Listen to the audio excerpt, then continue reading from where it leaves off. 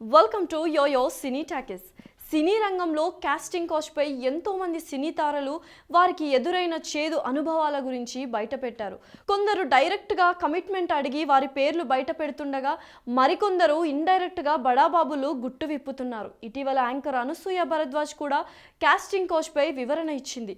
ఇండస్ట్రీలో ఎలా పైకి రావాలన్నది పూర్తిగా మన చేతుల్లోనే ఉంటుందని అందుకు సంబంధించిన ఉదాహరణలు వివరించింది. ఎన్నో ఏళ్లుగా సినిమా ఇండస్ట్రీలో కొనసాగుతున్న అనసూయ పలు సినిమా క్యారెక్టర్ ఆర్టిస్ట్ గా కూడా నటించింది. కొన్నాళ్లుగా యాంకర్ గా ఎంట్రీ ఇవ్వడంతో ఆమె కెరీర్ ఊపందుకుంది.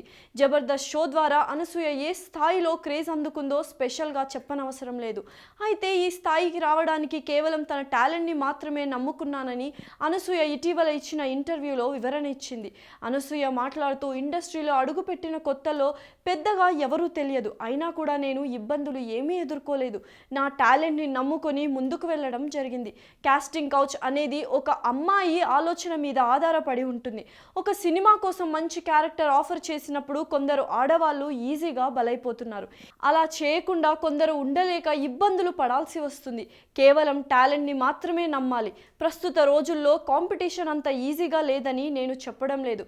ఒక పాత్రలో నేను నటించినప్పుడు అంతకంటే ఎక్కువగా నటించే వాళ్ళు మరో 10 మంది ఉండొచ్చు. కానీ ఎప్పుడైనా సరే మీలో ఉన్న బలాన్ని టాలెంట్ ని మాత్రమే నమ్ముకోవాలి. నేను కొన్నింటిని మిస్ అయ్యాను. ఫేవరెటిజం అనే దానికి కొన్నిసార్లు బలవ్వాల్సి వచ్చింది, కానీ ఎప్పుడు కూడా ఆ విషయాన్ని బయటకు అయితే చెప్పలేదు. అదే కావాలి అని రాద్ధాంతం కూడా చేయలేదు. సమయం వచ్చింది కాబట్టి బయట పెడుతున్నాను. 2 సంవత్సరాల క్రితం ఒక గ్రూప్ ఫేవరెటిజం కారణంగా నేను మంచి అవకాశాలను కోల్పోవాల్సి వచ్చింది. అయినప్పటికీ నేను నా సామర్థ్యాన్ని నమ్ముకొని ఇక్కడికి వచ్చాను. ఈ పాత్రకు అనసూయ తప్పితే మరొకరు న్యాయం చేయలేరు అనేలా హార్డ్ వర్క్ చేయాలి. కేవలం ఈ ఒక్క విషయంలో టార్గెట్ పెట్టుకోగలిగితే కాస్టింగ్ కౌచ్ అనే కాదు, కాస్టింగ్ పిల్లో కూడా మన దరిదాపుల్లో కనిపించదు అంటూ అనసూయ చెప్పుకొచ్చింది.